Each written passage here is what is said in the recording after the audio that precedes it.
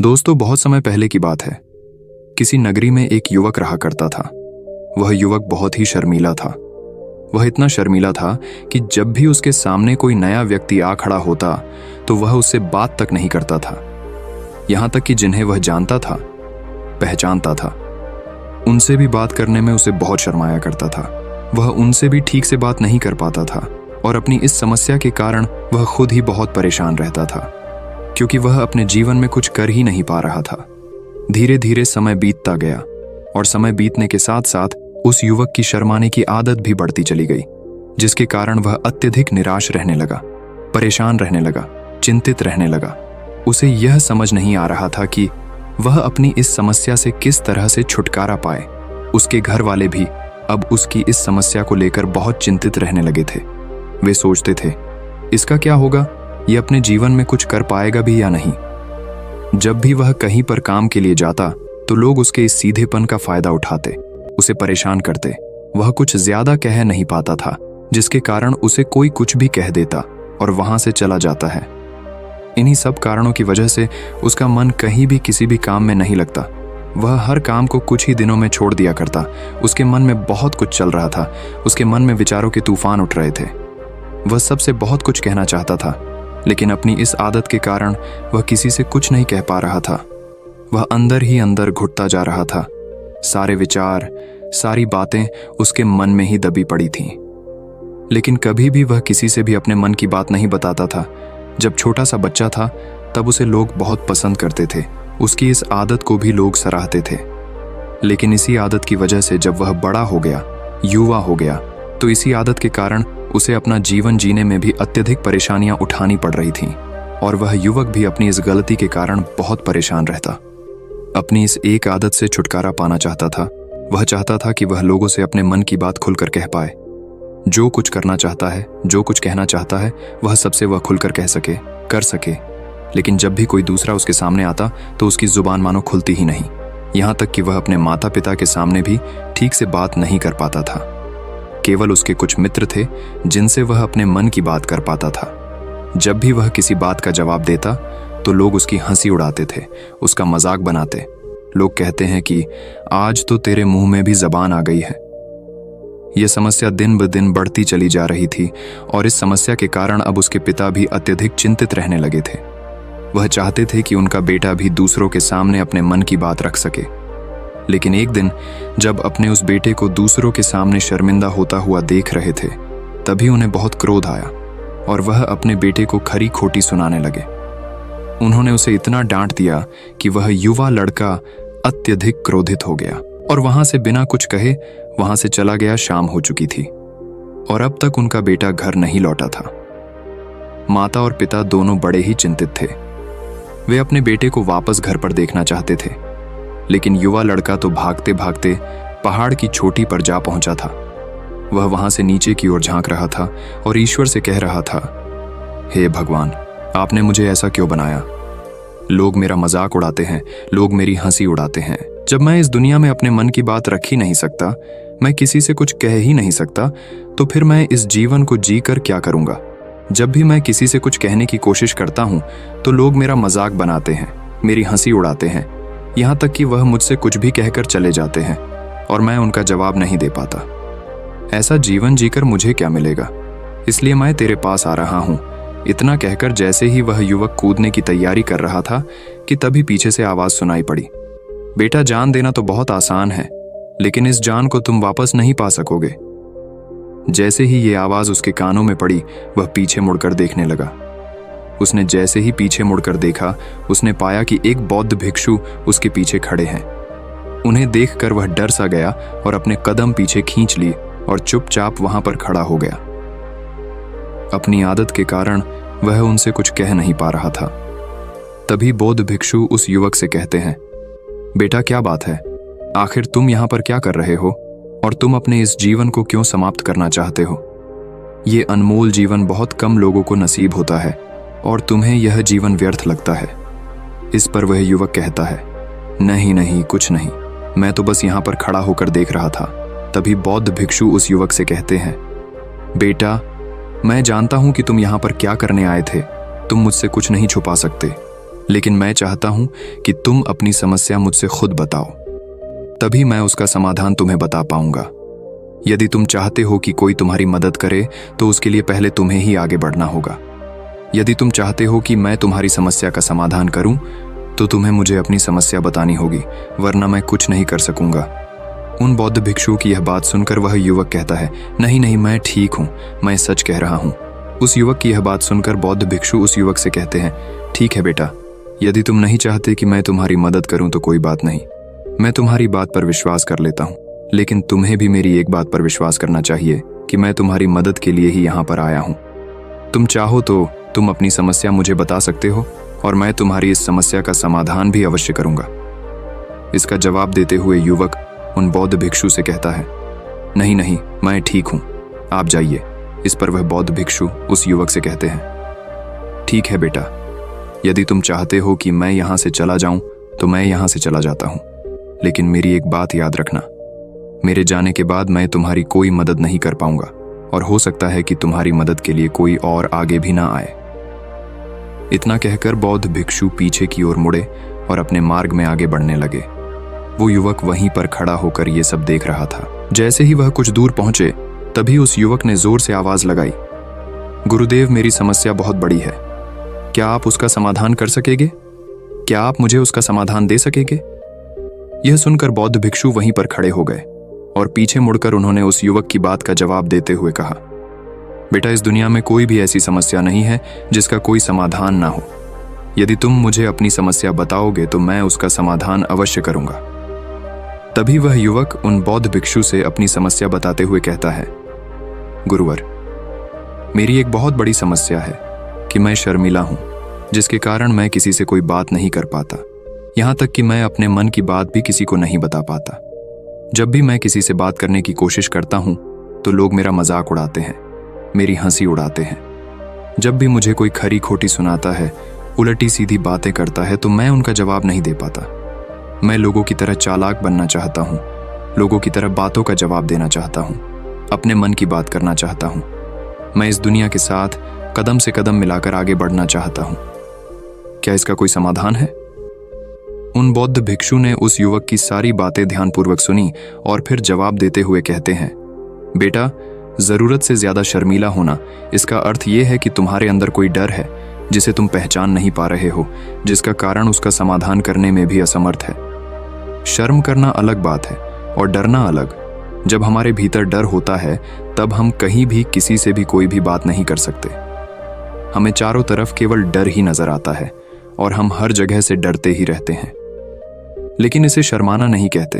शर्म तो बस एक हद तक तुम्हें चुप रख सकता है। फिर वह बौद्ध भिक्षु उस युवक से कहते हैं, बेटा, तुम सबसे अधिक किससे शर्माते हो? युवक इसका जवाब देते हुए कहता है, गुरुवर, मुझे अपने पिता से बात करने में बहुत शर्म आती है। मैं उनके सामने कुछ बोल ही नहीं पाता।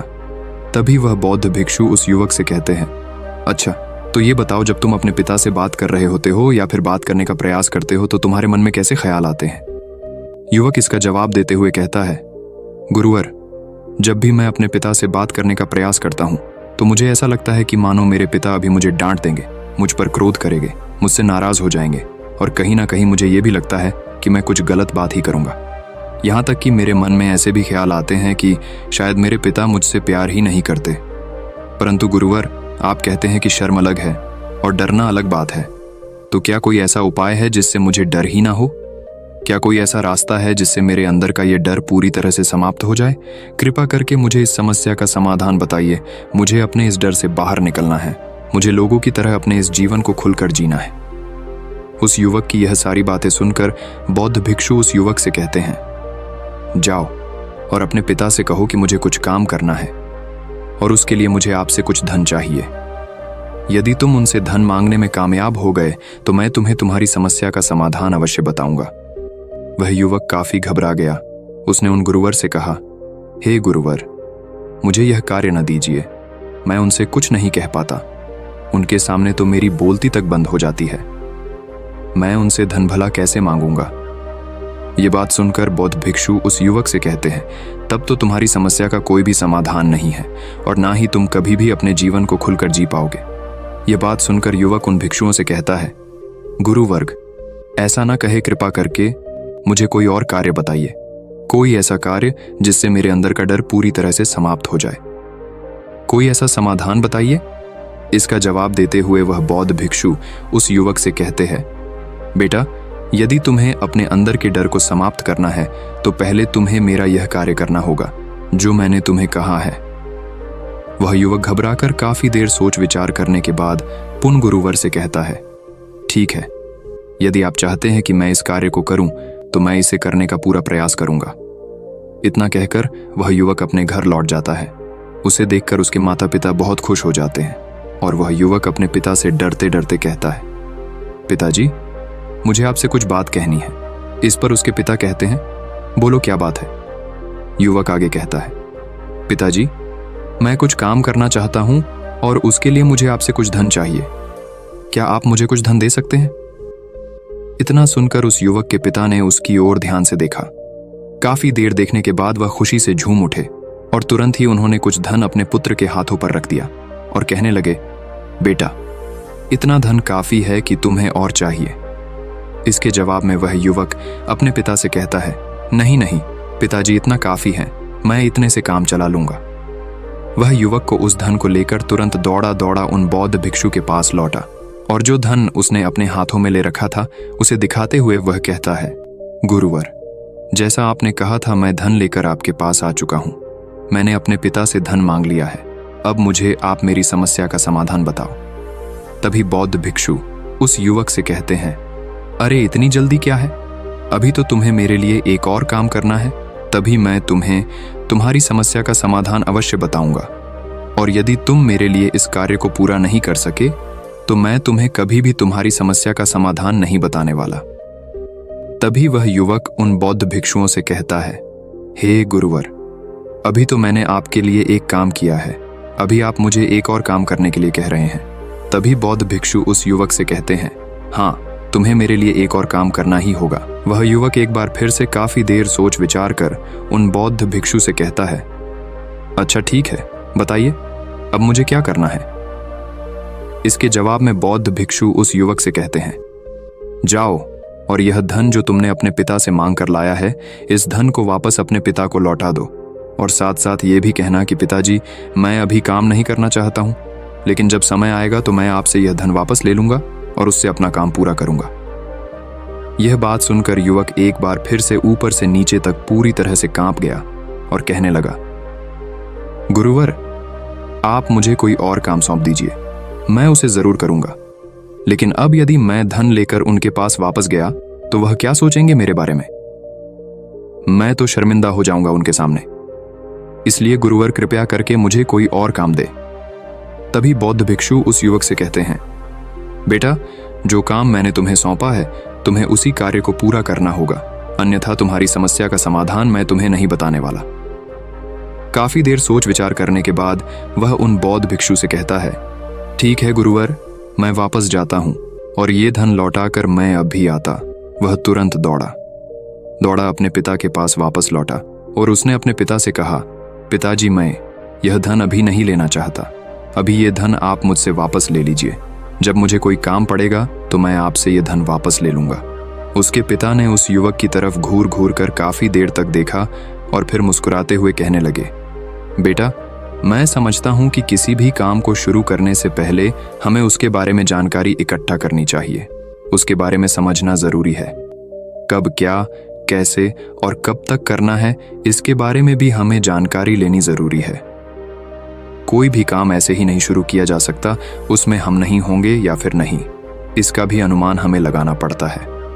और जब हम इन सभी के बारे में सही जानकारी प्राप्त कर लेते हैं तभी हमें धन लगाना चाहिए। मुझे बहुत खुशी है कि तुमने ये सही निर्णय लिया है। जब तुम्हें यह समझ में आ जाए कि जो कार्य तुम करने जा रहे हो वह तुम्हारे लिए उचित है, तब तुम चाहो तो मैं तुम्हें यह धन वापस लौटा दूंगा। युवक अपने पिता से यह सारी बातें सुनकर मन ही मन बहुत प्रसन्न था। उसने ये तो उम्मीद तक नहीं की थी कि उसके पिता हंसकर उसे इस तरह से सारी बातें समझाएंगे। वह मन ही मन ये सोच ही रहा था कि तभी उसके पिताजी उसके और करीब आए और अपनी उस युवा बेटे को गले से लगा लिया। जैसे ही उसके पिता ने उस युवक को गले से लगाया, उसको बहुत अच्छा महसूस हुआ। उसका आत्मविश्वास, उसका हौसला और बढ़ता गया। उसके बाद युवक वापस पुन गुरुवर के पास लौटा और कहने लगा, गुरुवर, जैसा आपने कहा था मैंने बिल्कुल वैसा ही किया है। मैंने धन अपने पिता को वापस कर दिया है। अब तो कृपया करके मुझे मेरी समस्या का समाधान बता दीजिए। तभी बौद्ध भिक्षु उस युवक की तरफ देखकर मुस्कुराते हैं और इस युवक से कहते हैं, बेटा इतनी जल्दी क्या है, अभी तो तुम्हें मेरे लिए एक और काम करना ही पड़ेगा। वह युवक कहता है, महाराज, आप आखिर मुझसे बार बार इस तरह से काम क्यों करवा रहे हैं? क्या आपके पास मेरी समस्या का कोई समाधान नहीं है? कहीं आप मुझे बेवकूफ तो नहीं बना रहे? जिस तरह से लोग मुझे बेवकूफ बनाते हैं, क्या आप भी मेरे साथ वही तो नहीं कर रहे? आपने कहा जाओ अपने पिता से पैसे मांग कर लाओ, मैंने पैसे मांग कर लाए आपने, फिर कहा जाओ ये पैसे अपने पिता को लौटा कर आओ, मैंने आपके कहे अनुसार बिल्कुल वैसा ही किया। और अब आप कह रहे हैं कि मैं आपके लिए एक और काम करूं? नहीं, ये मुझसे नहीं होगा। तभी बौद्ध भिक्षु उस युवक की तरफ देखकर मुस्कुराते हैं और कहते हैं, बेटा बस ये आखिरी काम है और यह बहुत सरल भी है। तुम जैसे ही इस कार्य को पूरा करोगे, मैं तुम्हें वचन देता हूं कि मैं तुम्हारी समस्या का समाधान तुम्हें अवश्य बताऊंगा। इस पर वह युवक फिर से एक बार सोच विचार करता है और उन बौद्ध भिक्षु से कहता है, ठीक है, लेकिन ये आखिरी काम जो मैं आपके लिए करूंगा, बताइए मुझे क्या करना है। तभी बौद्ध भिक्षु एक मूर्ति निकालकर उस युवक के हाथ में थमा देते हैं। वह मूर्ति देखने में बहुत ही साधारण सी थी, लेकिन वह बौद्ध भिक्षु उस युवक से कहते हैं, बेटा तुम्हें इसे बाजार में ले जाना है, इसे बेचना है और इसके बदले में तुम्हें 100 सोने के सिक्के लेकर आने हैं। जब तुम यह करने में सफल हो जाओगे, तभी मैं तुम्हें तुम्हारी समस्या का समाधान तुम्हें बता पाऊंगा। वह युवक उस मूर्ति को अपने हाथ में लेकर बड़े ही गौर से देखता है और उन बौद्ध भिक्षुओं से कहता है, हे गुरुवर, ये तो बड़ी ही साधारण सी मूर्ति लग रही है, मानो मिट्टी की बनाई गई। इसके लिए भला 100 सोने के सिक्के मुझे कौन देगा? कहीं आपका माथा फिर तो नहीं गया है? इसके 1 या 2 सोने के सिक्के मिल जाए, वही बहुत है, लेकिन इसके लिए 100 सोने के सिक्के कोई नहीं देगा। तभी बौद्ध भिक्षु उस युवक से कहते हैं, बेटा मैंने जो तुम्हें काम सौंपा है, यदि तुम उसे पूरा करोगे तभी तुम्हें तुम्हारी समस्या का समाधान मिल पाएगा, अन्यथा तुम चाहो तो अपने घर लौट सकते हो, फिर से वही अपने पुराने जीवन में जहां लोग तुम्हारा मजाक बनाते हैं, लोग तुम्हें डराते हैं, सताते। मैं तुम्हें यहाँ अपने डर को निकालने में तुम्हारी मदद कर रहा हूँ। तुम मेरे यहाँ काम करके अपने डर को धीरे धीरे भगा पाओगे। मेरे इस काम को पूरा कर दो, तुम्हें सब समझ आ जाएगा। वह युवक उन बौद्ध भिक्षुओं की बात सुनकर मन ही मन ये विचार करता है कि मुझे तो मेरी समस्या का समाधान किसी भी हालत में चाहिए, जिस कारण वह उस मूर्ति को उठाकर बाजार की ओर चल पड़ता है। बाजार पहुंचकर वो एक जगह चुपचाप उस मूर्ति को लेकर खड़ा हो जाता है और इंतजार करने लगता है कि कोई आएगा और उसे उस मूर्ति के बारे में पूछेगा, और तब वह उस मूर्ति के लिए 100 सोने के सिक्के की मांग करेगा। देखते ही देखते काफी समय बीत गया, लेकिन अभी तक उसके पास कोई भी व्यक्ति नहीं आया था। उसने आसपास देखा तो लोग चिल्ला चिल्ला कर अपने सामानों को बेच रहे थे, जोर जोर से आवाज लगा रहे थे। उसने भी सोचा, यदि मुझे अपनी इस मूर्ति को बेचना है तो मुझे भी जोर जोर से आवाज लगानी होगी। उस युवक ने चिल्लाना शुरू किया, लेकिन वह इतनी जोर से नहीं चिल्ला रहा था, उसकी आवाज उसे खुद तक सुनाई नहीं पड़ रही थी। तो भला उसकी आवाज को दूसरे कैसे सुनते, जिस कारण उसे कोई भी व्यक्ति खरीदने के लिए तैयार नहीं था। धीरे धीरे शाम का समय हो चुका था और उस व्यक्ति को यह डर था कि कहीं वह बौद्ध भिक्षु वहां से कहीं चला ना जाए, अन्यथा उसे उसकी समस्या का समाधान कौन देगा। ये सोचकर उसने जोर जोर से आवाज लगानी शुरू की कि 100 सोने के सिक्के में यह मूर्ति ले लो। उसकी आवाज सुनकर लोग उसके पास आने लगे और उससे यह सवाल करने लगे, इस मूर्ति में ऐसा क्या है जो तुम इसके लिए 100 सोने के सिक्कों की मांग रहे हो? इसके अंदर ऐसा कुछ तो खास होगा ही। युवक काफी देर सोच विचार कर उस युवक से कहता है, नहीं नहीं, मुझे कुछ नहीं पता, मैं तो बस ये मूर्ति यहां पर बेचने आया हूं। तभी उसमें से एक युवक उस युवक से कहता है, अगर ऐसी बात है तो इस मूर्ति को कोई नहीं खरीदने वाला। आखिर इस मूर्ति में ऐसा क्या खास है जिसके लिए तुम सोने के सिक्के की मांग कर रहे हो? ये तो तुम्हें बताना ही पड़ेगा। धीरे धीरे कई लोग उसके पास आए और सभी ने बस एक ही सवाल किया, आखिर इस मूर्ति में ऐसा क्या खास है, ऐसी क्या बात है जिसके लिए तुम सोने के सिक्के की मांग कर रहे? उस युवक ने उससे बातचीत की, उन्हें समझाने की कोशिश की, कई प्रयत्न किए, लेकिन कोई भी उस मूर्ति को सोने के सिक्के देकर खरीदने के लिए तैयार नहीं था। वह निराश हो गया, उसे कुछ समझ नहीं आ रहा था कि वह क्या करे। तभी बाजार में उसने देखा कि कुछ लोग अपने सामानों की खासियत बता रहे हैं, उसे बेचने के लिए उसकी खास खास बातों के बारे में लोगों को समझा रहे हैं। ये देखकर उसने भी सोचा कि मुझे भी इस मूर्ति की कुछ खासियत लोगों को बतानी है। उसने फिर एक बार जोर जोर से आवाज लगानी शुरू की, समस्या का समाधान निकालने वाली मेरी गुरु की इकलौती मूर्ति, जो इस दुनिया में केवल एक ही है। जिसके पास भी यह मूर्ति होगी उसके घर में कोई समस्या नहीं होगी। यह मूर्ति उस समस्या का समाधान तुम्हें अवश्य बताएगी। ये सुनकर लोग उसके पास पहुंचने लगे और उसे ये सवाल करने लगे, क्या सच में ये मूर्ति जिसके पास होगी उसके पास कोई समस्या नहीं होगी? क्या सच में ये सभी समस्याओं का समाधान करती है? उसका जवाब देते हुए युवक कहता है, हाँ, सभी समस्याओं का समाधान कर देती है। यदि आप इस मूर्ति को ले जाते हैं, आपके घर में कोई भी समस्या होगी तो उसका समाधान यह आपको अवश्य बताएगी। चाहे कोई भी समस्या हो, कैसी भी समस्या हो, कैसी भी परिस्थिति हो, आपको इसका समाधान अवश्य मिलेगा। इतना सुनने के बाद अब वही एक मूर्ति सबको चाहिए थी, उस मूर्ति के दाम लगाने लगे। कोई उसे 200 सोने के सिक्के, तो कोई 400, कोई 6, 7, तो कोई 1000 सोने के सिक्के देने के लिए तैयार था। उस मूर्ति की कीमत लगातार बढ़ती जा रही थी। जैसे जैसे लोगों को पता चलता जा रहा था कि ये मूर्ति लोगों की समस्या का समाधान करती है, लोग उसे किसी भी कीमत पर खरीदने के लिए तैयार हो गए थे। अब वह युवक भी आत्मविश्वास के साथ और जोर से चिल्ला रहा था, लोगों को उस मूर्ति के बारे में समझा रहा था, बता रहा था। अब उसके मन में कोई डर नहीं था।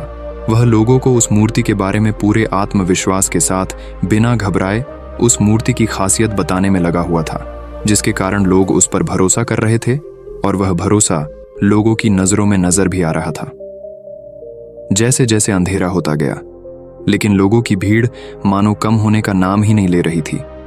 लोग उस मूर्ति को खरीदना चाहते थे। उस युवक ने जोर से आवाज लगाई कि मुझे क्षमा करे, यह मेरे गुरु की मूर्ति है और मैं इसे बेचना नहीं चाहता। इतना कहकर वह युवक उस मूर्ति को लेकर वापस खाली हाथ लौट आया और उन गुरुवर के पास पहुंचा और उन गुरुवार से कहने लगा, हे गुरुदेव, आपका बहुत बहुत धन्यवाद। इस मूर्ति ने मेरी समस्या का समाधान कर दिया। मुझे समझ में आ गया कि मेरी क्या समस्या थी। हालांकि मैं इसे बेचकर सोने के सिक्के तो आपके लिए नहीं ला पाया, लेकिन मुझे मेरी समस्या का समाधान अवश्य मिल गया। आपका बहुत बहुत धन्यवाद। इस बात को सुनकर बौद्ध भिक्षु उस युवक से कहते हैं, बेटा, मैंने तुम्हारी समस्या का समाधान नहीं किया है, तुमने तो खुद ही अपनी समस्या का समाधान किया। अपनी समस्या तुमने खुद ही सुलझा ली है।